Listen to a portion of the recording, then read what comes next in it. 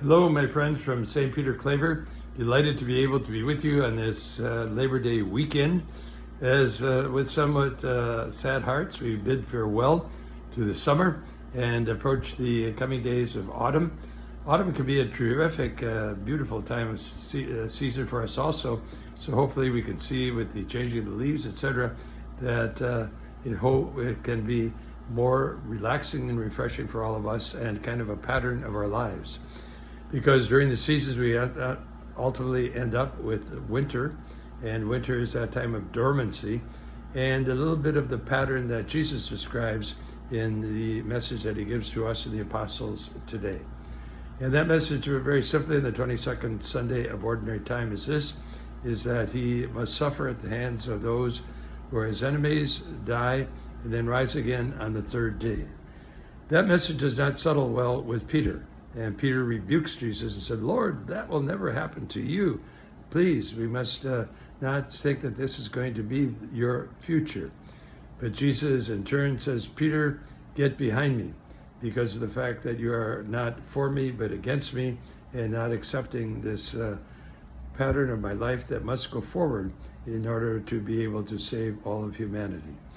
And so Peter then takes the rebuke, and Jesus settles with the saying that occurs frequently in Scripture: "Peter, you think like the human person thinks, like man thinks, and not like God." And so what we are called to do is see the vision of God, and the fact that this is going to be the pattern for Jesus, that Jesus also says that this will be our pattern, be the pattern of life for Peter and the apostles and all of those who follow in discipleship of Jesus. And he asks us to accept this suffering, to take up our cross daily and follow him. But what the key message is that at the end of that life and suffering and identity with Jesus will be resurrection, new life. And on the third day, he rose from the dead. And so that also will be the pattern of our lives if we accept what Jesus has invited us to do in following him and being his disciple. So the end is good. And the pattern of our seasons is somewhat similar to this, is that we have summer, spring, new life, and then summer, and then the fall, time of beginning of dormancy, and then winter itself, which we are completely, in terms of nature, dormant at that time. So we pray that we might accept this kind of pattern in our lives and see that we do not depend from the human perspective on wealth, on power, or that we would undertake also perfection, that we are not going to happen to us, but all of this will be for our benefit and for our good.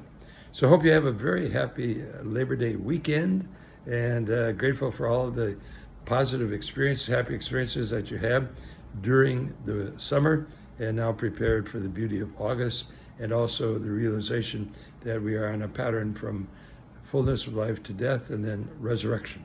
That resurrection is the final word. Thank you. Let us live by this hope.